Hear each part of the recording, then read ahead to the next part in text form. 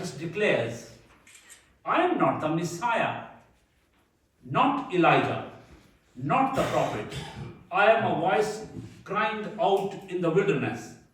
His words reflect humility, clarity, and a purposefulness in his mission and in his ministry.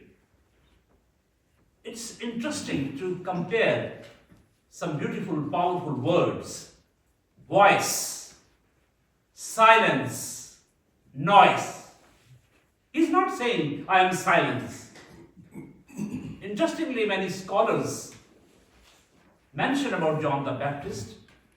At his early age, he joined a monastic community, an ascetic order in the wilderness of Judea called Essenes, who were supposed to separate from people and communities just for reflection and prayer and meditation. Instead of living in the wilderness, he came to the edge of one of the greatest cities, a holy city, where people from all over the world used to go to receive God and to go deeper in their relationship with God. There was a system in place, a temple. He was very much familiar with the temple and the holy or religious system because his father was one of the senior priests. It was much easy for him to become a priest because he was the son of a priest. But instead of becoming a priest, he became a prophet, a different order. So I am going to give you 3 brief points.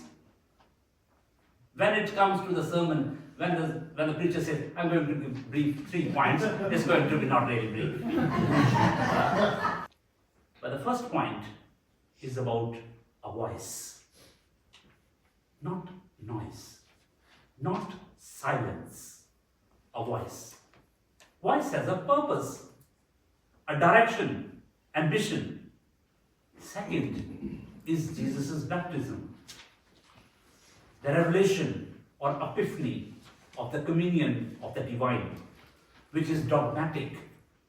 And the third point is how the baptism of Jesus Christ, baptism in the name of the Father, Son, and the Holy Spirit, turned us into a missional community. First point is prophetic, number 2, dogmatic, and number 3, missional. I am a voice because I have a purpose. I know what I am doing. I'm not just adding to the noise and craziness and the chaotic situation of this world. I have a solution because I have a purpose. And my message, my work is going to be very meaningful.